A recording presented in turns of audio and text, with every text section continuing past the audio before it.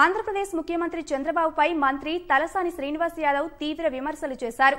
ఏపీలో పోలింగ్ శాతం బాగుందన్న తలసాని చంద్రబాబు పబ్లిసిటీ కోసం పోలింగ్ కు ముందు రోజు ఈసీని కలిశారని ఆక్షేపించారు.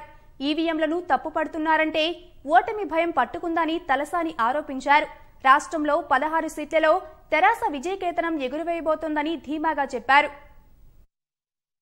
టెక్నాలజీకి నేనే ఛాంపియన్ అంటాడు, సెల్ ఫోన్ నేనే కనిపెట్టిన అంటాడు, హైటెక్ సిటీ నేనే కనిపెట్టిన అంటాడు. 2014 ఎన్నికల్లో గెలిచినప్పుడేమో ఎలక్ట్రానిక్ ఓటింగ్ మిషన్ మంచిదే. అసలు ఆ ఫ్లస్ట్రేషన్ ఏందో, అసలు నేను ఓటేస్తే నా పార్టీకే పోయిందా అంటున్నాడు ముఖ్యమంత్రి. ఓడిపోతున్నా అనేటువంటి భయం దాంట్లో స్పష్టంగా కనిపిస్తుంది.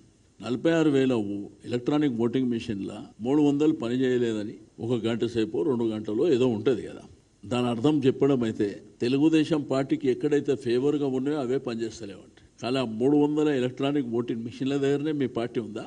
జగన్మోహన్ రెడ్డి 3 రోజులు గాయబైపోయాడు. ఆయన గాయబైతే నీకే మంచిది కదా.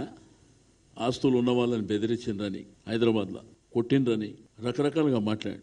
నిజంగా నీతి వంతునివి అయితే, నిజాయితీ పరును అయితే ఇక్కడ నీకున్న ఆస్తులు అమ్ముకొని నువ్వు అక్కడనే ఉండాలి. నువ్వు నిజాయితీగా ఉంటే, ఎందుకంటే నీకు ఇక్కడ నమ్మకం లేదని చెప్పి పదే